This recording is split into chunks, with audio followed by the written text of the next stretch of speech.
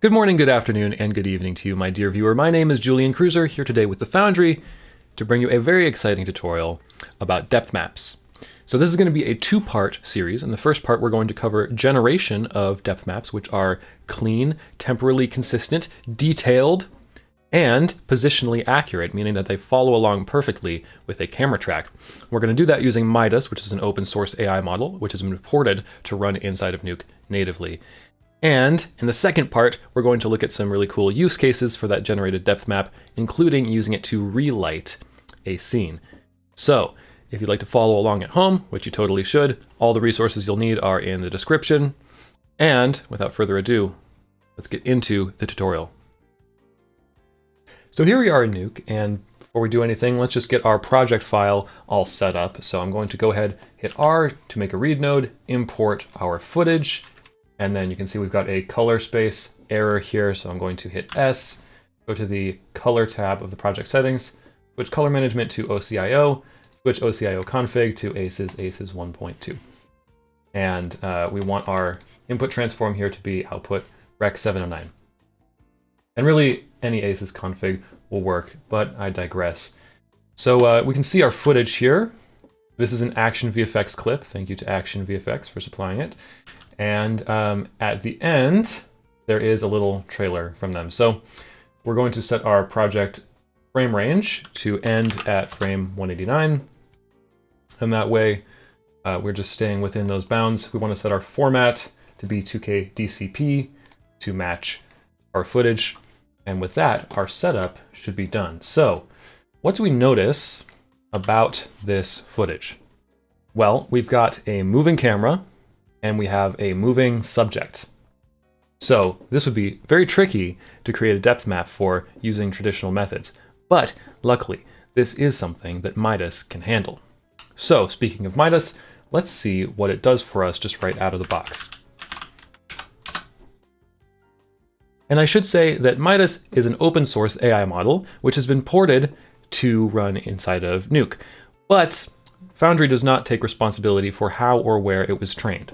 So make sure you check the license details to see if it's applicable for your project, whatever it may be. With that out of the way, we can hook it up and see, aha, it has indeed created a depth map. And you can see in this properties window here, there are some options. We've got model type, small and large. Let's just see what the difference is here. Aha, okay, with large, it looks like we've got some more detail in the subject here, and the windows seem to be a little bit better formed. So this looks very good. Let's see what it actually looks like in sequence. Aha, as you can see, individual frames looking very good, but as a sequence, there is a whole lot of flicker going on, right? And why does that happen?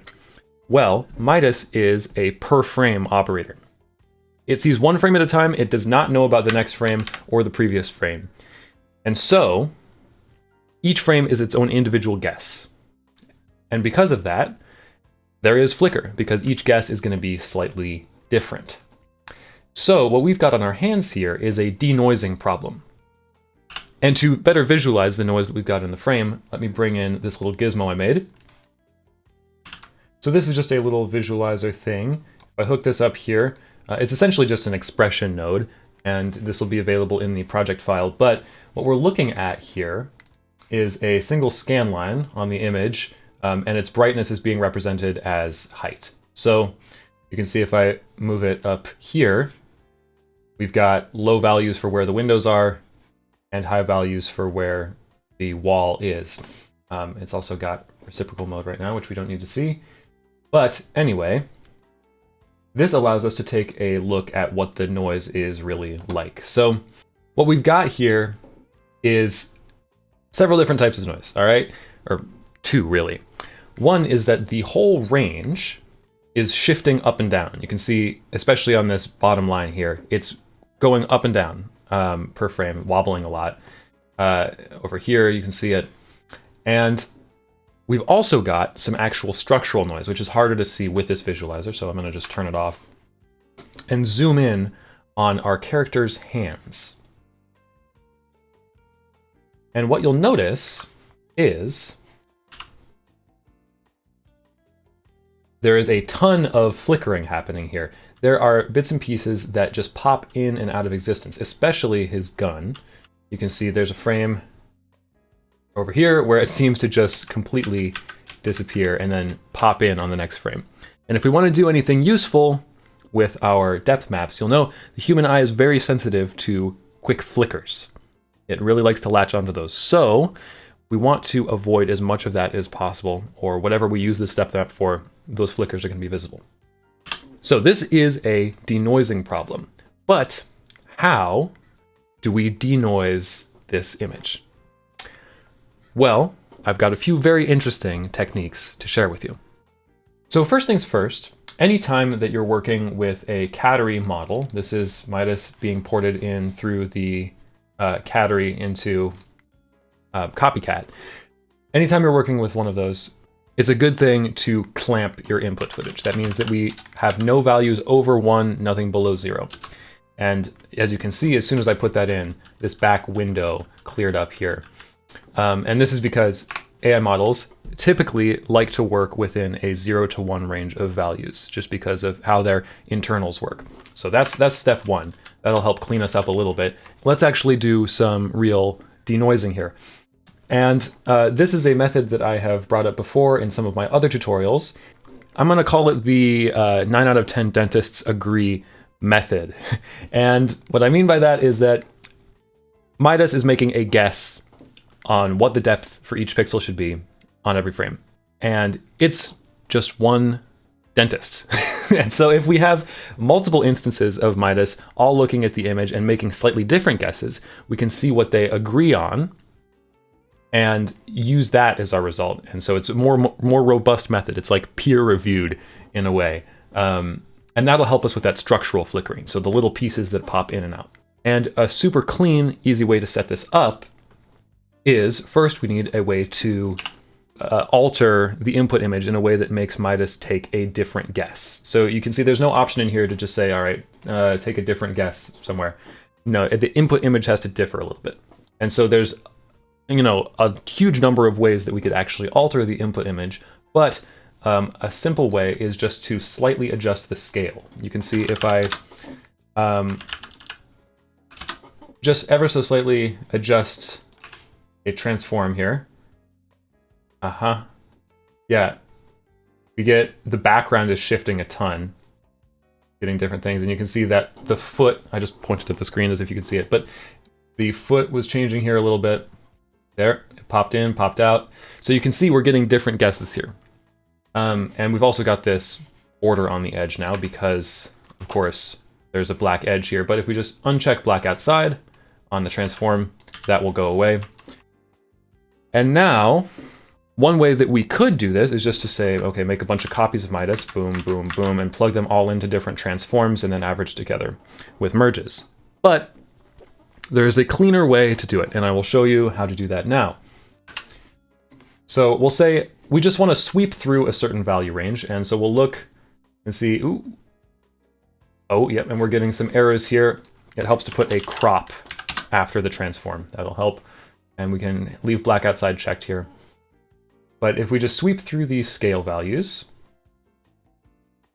you can see, after a certain point, it's going to start getting a little bit unusable because the resolution is fixed, and so our edges are going to get super soft. I find that we want to go only as low as maybe 0.8 on the scale. And so our goal is to sweep from 1 to 0.8 and then take a bunch of different samples throughout that area. So we're going to do a little bit of an expression here. Actually, first things first, you'll notice that our image is getting smaller. So we're going to want to put another transform on the other side, and we're just going to hit invert on this transform, and I'm going to hold down Control and drag the scale from our first transform into the second transform. That links them, so if one changes, the other changes. And now it perfectly cancels each other out, but we've got different guesses going on. All right, so we're making progress here. So in order to sweep through several different values on the scale, what I'm going to do is use a little expression in here. I'm going to select scale, hit the equal sign on the keyboard to bring up the expression window, and we're going to do frame %1. And this is going to evaluate to 0. But what this is actually doing is a sweep from 0 to 1 over the course of a single frame. And so we're going to multiply that. Put it in parentheses so we know what we're talking about here. Multiply that by 0.2. And then take the whole thing and do 1 minus. So we're subtracting it from 1. And so this is going to go sweep from 1 at the beginning of the frame down to 0.8 at the end of the frame.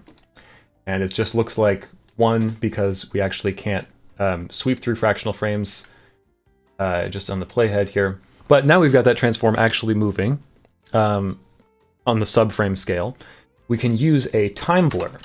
So the time blur node. Time blur will average several samples over the course of a frame together. And so this is exactly what we need. We're going to have to take a moment to let it load in here because I think by default it's got too many samples. Right, 10 divisions is way too many to start with. So we're going to start with 2. I'm going to set the shutter to 1. That means it's going to look over the course of the entire frame. We do want to go from 1 to 0.8. And the shutter offset at start is fine. I'm going to put another crop after that transform just to knock out any of that large bounding box. And now you can see, that time blur is indeed doing something because it's averaging together several samples from Midas. And now the beauty is we've got control of however many samples, however many guesses we want. And it's just one number that I can change here in the time blur. So if we want 1 sample, that's just going to be the default output from Midas, nothing changes. We can up that to 2 or 4 or 5. And I'll tell you right now, you're going to get diminishing returns after 10. And it's going to be very, very slow at 10. So I would say don't go any higher than that. But if you want to do like a render pass and just write it to disk, 10 divisions is good. But you can see also we've got the added benefit that our edges are getting slightly anti-aliased in here because we're averaging together samples that are being shrunk and then pulled back up a little bit. So it's got some benefits to it, you know? Up that even more, our result is going to be even smoother. And so just with this first fix, let's see the difference that makes. I'm going to pull in the gamma, up the gain, and we'll take a second look at this guy's hand and his gun. Aha! Okay, so here's our result, and I'm going to quickly compare versus the original version. Here it is without our time blur setup. There it is, and then once again with much better. And we can even see, if I do a little merge here and take the difference between the two, we can see exactly how much flicker we're eliminating. Oof. And we've got a whole lot that we're doing here. So that is only step 1 of the denoise process. That was my way to reduce the structural noise that we're getting, the little popping, flickering of individual pieces of the frame.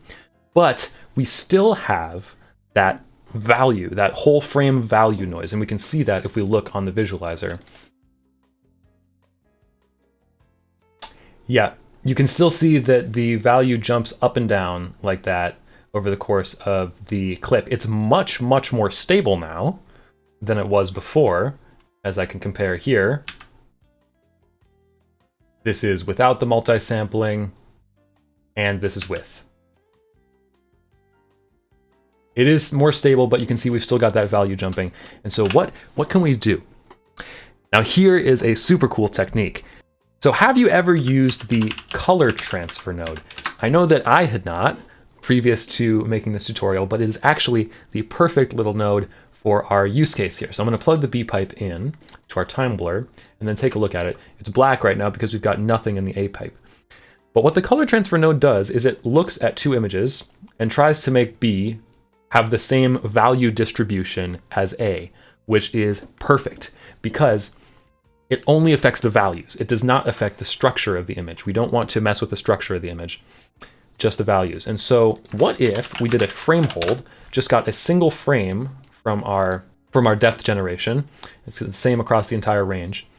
and then told color transfer, okay, use the value distribution from that single frame and apply it to every frame. And now what we've got is, I'm gonna put the visualizer on top so you can see the difference. Check this out. So this is the before. You can see all that jumping we've got going on, all that flickering in the value. And then let's bring in the after. Aha! Much, much more stable. Check that out. And I can even compare it here with a little wipe. On the left side, you can see all that jumping still happening. And on the right side, it is much smoother. So there is our larger value flickering taken care of. But is there a way that we could take this even further? Well, before we do, this did take 3 minutes to render just 54 frames. And so I want to write out our existing modifications to this sequence here so that we can do further processing on it. So I'm just going to do, I only need the red channel really, but I'll keep all 3 here. And I'm going to save this here. And this is our processing 01 version 1. And of course, that's a folder. We're making a sequence. Got to make it twice as long of a file name. We're going to make an EXR sequence. We'll hit save. All this looks good. We'll hit create directories. And I'm just going to render our global range, not our input range, because there's all that stuff at the end. And then we'll go ahead and hit OK and let this render. Okay, so we've got our clip all rendered out. I'll go ahead and bring it back in like this, and we can take a look at what we got.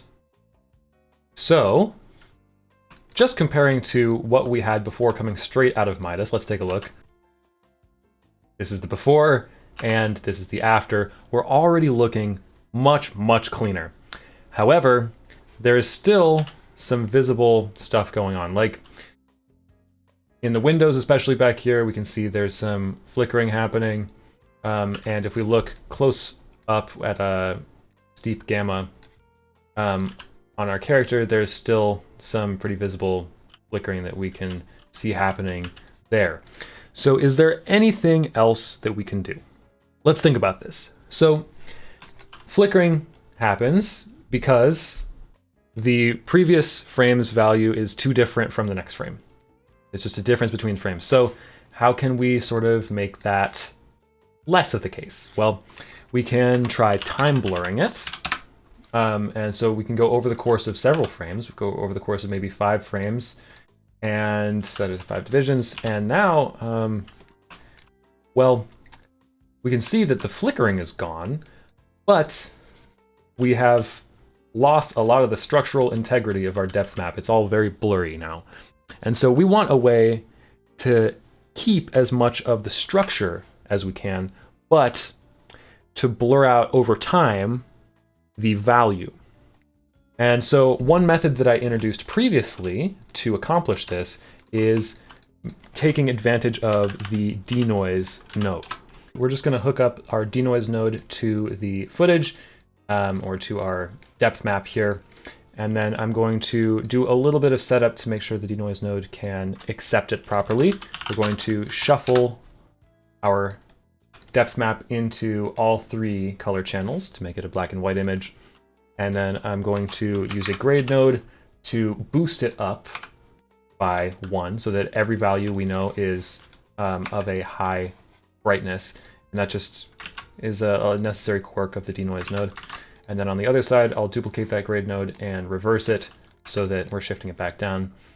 And then what we can do is grab a vector generator node, plug it into the motion input on the denoise, and then plug the source into our original depth map here. And what this is going to allow us to do is first, before we do anything in the denoise node, we need to move the analysis region just to make sure it wakes up. And then I'm going to enable temporal processing. And this is going to do a very similar thing to that time blur that I just showed you, except before it averages together all those frames, it is going to first warp those frames to fit the shape of the current frame. And that way, if I crank this up, frame blending to something like 1,000,000, and then frames to blend to maybe 5, you're going to see a change in our image. And I'm going to go ahead and crank the luminance blend all the way up to 1. That is going to make sure that we're seeing the entire effect and not a blend with the original. And then let's just have a look at the difference. And there it is. Have a look at how stable this is. Let me just disable the denoise so you can see how it was before. Look at all of that flickering that we were getting back in these windows, and then as soon as I enable it, it's like it was never there. So this is super cool. I've used this method a lot before, but there's some issues here. Because the vector generator isn't perfect, it doesn't know exactly how to distort the images to fit the current frame. And so we've got some weird stuff happening back here. You can see the foot sort of stretches up to meet the head a little bit, and that doesn't really make sense. If we look at the hands once again, we're likely to see some weird stuff going on. Yeah, It doesn't really look like it's passing in front of the arm here. It's like sort of breaks in half, stuff like that. And so even though we kept a lot of our structural integrity, we did not keep enough of it. Because we want our depth map to be really accurate to the original shape. We have such good shape from our Midas output. It's very accurate, but it's just that value is flickering. So how can we keep the shape from the original Midas output and use the value from this denoise? Well, enter RS Guided Blur. This is a super cool gizmo created by Rafael Silva. It's free, it's on Nukepedia, and there will be a link to download it in the description. But it essentially imitates the refine edge effect from Photoshop. And usually this is used for the purpose of adjusting a matte to fit the edge of a character. You can see a quick example here. If I just go in and do a rough roto on this guy's arm, and then I plug it into Guided Blur here, what it's doing is sort of blurring out the original shape to fit the shape of the image better. So we're going to use this in a little bit of an unintended way. If you can't tell, I love doing that. But we're just going to grab Guided Blur here. We are going to use the output from our denoise as the matte. And our original Midas output, our process Midas output, I should say, as the image. And we need to make sure that we're shuffling this into the alpha channel because that's what it expects, right, into alpha. And now we can see we've got this in the alpha channel. But now, watch what happens here. I'm going to go ahead and we'll leave our edge detail high, and then I'm just going to increase the blur size gradually to show you what the effect is. So let's take a look at the hand here. This one that got all messed up in that denoising process. As I increase the blur, you'll see that we keep the shape from the original Midas output, but we're keeping the value from the denoise. There it is. And so I'll leave the blur up here at maybe 65 or 70, and the edge detail at 5. We'll leave the filter on box. And now let's take a look at our, I'll shuffle it back into our RGB channels just so you can see here. This is what our fully denoised depth map looks like. And actually, let's just put it in the red channel since we're used to that. And there we go. We have amazingly clean structure. We have amazingly clean value. And it is all done without much manual intervention at all. You can see there's maybe a little bit of ghosting here. I can adjust the settings to try and make that a little bit cleaner. Perhaps more blur is what it needs, actually, up to 100. Could even go higher, really. Yeah, look at that. Blur size 300, sure. Of course, the higher the blur size, the more flickering from the original we're going to keep. Let's just have a look at the chest where we encountered some issues before, and we'll see what a good value is here. It's not too bad. Let's bring this down to maybe 150. All All right, I think that is great. There's still a tiny little bit of flickering in there, but it is so much cleaner. Oh, and one quick note, this is me from the future, by the way. You'll get some nasty looking issues like this sometimes if you don't put a clamp before the image input on your guided blur. So just make sure you've got that in. Let's take a moment to just compare the before and after. The before and the after. Boom. Let's take a look at the visualizer on this. Again, this was our previous result, just straight out of Midas, and this is our denoised, cleaned up version. And there it is. Wow, what a difference. One more time, back to the Midas original, all shaky, all flickery, and to our final version, much more stable, much more usable. So that's our denoise taken care of, but there is one more step in order to make this completely wonderfully useful, and that is matching it with an actual camera track, because these values are still technically meaningless. The furthest is just closer to 0, and the closest is just closer to 1. And so these values don't actually have any consistency with real positions, and so it's going to be hard to integrate it with any 3D objects or anything like that. So let's see if we can come up with a quick method to actually fit this to a real camera track. All right, so I'm going to bring in a camera tracker node. We'll go with 3D Classic version just because it has odds to be a little bit more stable. So I'm going to plug that in, and as we all know, the camera tracker does not work well with non-static points, so we need to mask out our moving character before we track. So I'm going to do a quick roto. Does not need to be anything too detailed at all, just maybe a shape like this, and then I'm going to go ahead and quickly just position it throughout the sequence to always be covering our subject.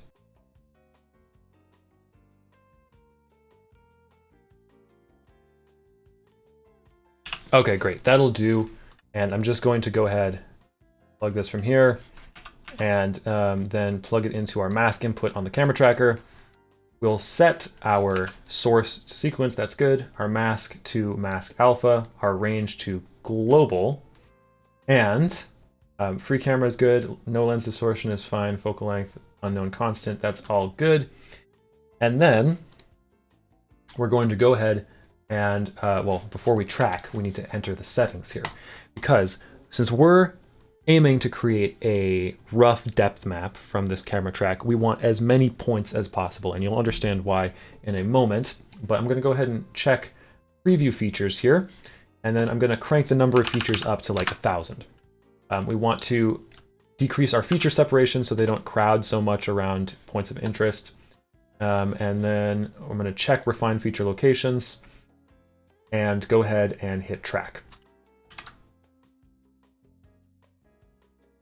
Okay, so there is our track for the scene. We've got all our trackers here, and then I'm going to go ahead and hit solve. Let that do its thing, and now you've got some kind of a solve here. We got an error of 1.3. We want to try and get that below 1, and so we're going to go over to the auto track section here. I'm going to crank up the minimum length. We're just sorting out the tracked points now to see if we can get rid of ones that aren't contributing well to our final solve. I'm going to decrease the max track error, decrease the max error. I'm going to go ahead and delete rejected. We're going to delete unsolved. And I'm going to check all these three and hit refine solve.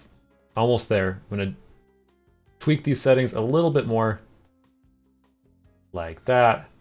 And then I'm going to repeat that process, delete rejected, refine solve. Oh, a little bit more.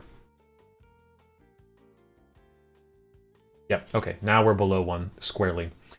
So how do we create a depth map from these points? And remember, we're creating a depth map from this camera track because we want to transfer its values over to our super detailed, very clean depth map. Well, here's the way. We're going to go over to the main camera tracker tab. We're going to export a scene. And I'm going to hit create. This is going to bring up a camera tracker point cloud, as well as camera and a scene. And really, I'm going to need a scanline renderer too. So plug this in, and now you can see what we've got here is a render of these points. And secretly, if we go up to our channel viewer here and switch from RGBA to depth, we have a depth map for each of these points. And so you'll notice that there's a lot of blank space in here, and we can easily just fill that in using an inpaint node. I'm going to just bring that in, and then I'm going to set the channels to depth, set the fill region to source inverted alpha, and now we've got a depth map. And if I hit play here, you'll notice it's a bit flickery on the edges here. And we've also got some points that are sort of maybe not accurate. Especially if I look before the inpaint, you can see there are some closer points that are just floating in midair in front of these further points. So there's two things we've got to clean up here. In order to clean up the flickering on the edges, this is just happening because these points are popping out of the frame and they're no longer contributing to this big inpaint. And so we can just use some overscan on the scanline renderer to cure that. I'm clicking here, I'm opening up the scanline renderer, and I'm looking at the overscan here in the main tab. I'll crank that up to like 100 pixels. Now you can see it's rendering a much larger area. And if we hit play again, you'll see that we don't get that flickering on the edges anymore. So this is good, but we've still got these floaters up here. And what would be ideal is if we could just tab into the 3D viewport and take a look at our point cloud and say, okay, well, looks like our floor is here, looks like our back wall is here, and we can just delete any of these ones that seem incorrect. But unfortunately, you actually can't delete points from a point cloud in the 3D viewport. However, we can just move them out of the way. So I'm going to use an edit geo node, pop that here, and then I can make sure I'm on my select tool. I can make sure I'm using the select vertices mode, and then go in and just box select the vertices that I know are incorrect. I'm holding down Shift here to select more, get it from a couple angles, and then once I'm happy with my selection, I just switch over to the Translate tool and shoot that down to the bottom of the world, and they are effectively gone. We can see what the difference is if we switch over to our 2D viewport and then just enable and disable this edit geo before, after. Much cleaner. So now we've got our depth map, and I'll play it back here. There's no flickering around the edges, and the values seem to be very clean. We've got our back wall back here and the floor here. You know, you can see it getting closer like that. And this is very low detail, but very solid values. So we'd like to port these values over to our high detail, high fidelity map that we've created using Midas. And what better tool to use than color transfer? So we'll just copy this color transfer node, plug it in here. We'll say A pipe goes to our camera track depth, B pipe goes to our Midas depth, and of course we'll switch back to our RGBA viewer mode. And of course right now nothing happens, and that's because, well, for one thing, we need to shuffle our point cloud depth into our RGBA channels. And if we look at the color transfer output, still you'll see we get nothing. And this is a little bug in Nuke, I believe, where the color transfer node doesn't work unless you actually have all three of these channels plugged in for both sides. Like this, we want a black and white image, essentially, filling all three channels on both inputs. And if we do that, then we can see there has been an effect. And if we look at what it's doing, it looks like it's making our Midas depth a little bit brighter. But if we compare it to what we're getting out of our point cloud, you can see it fits the same value spectrum. And so our result is we have got a super stable, super detailed depth map that is physically accurate, or at least accurate to a camera track. So it can be used with 3D objects and 3D scenes and all that stuff. And check this out. We've got depth for a moving character. we have depth for a moving character and physically accurate values, which you cannot get with just a camera track. Think about that. Remember, you can't generate points on moving characters. And so we're getting really the best of both worlds here. So this is our final result. You can write this out using another write node, and I encourage you to write out before this color transfer because we may want to alter our camera track settings in the next part. But that has been part 1 of the tutorial. We create our depth map, and in part 2, I hope you join me to find out some super cool things that we can do with this depth map, including using it to relight a scene. So thank you for watching, and I'll see you in the next part.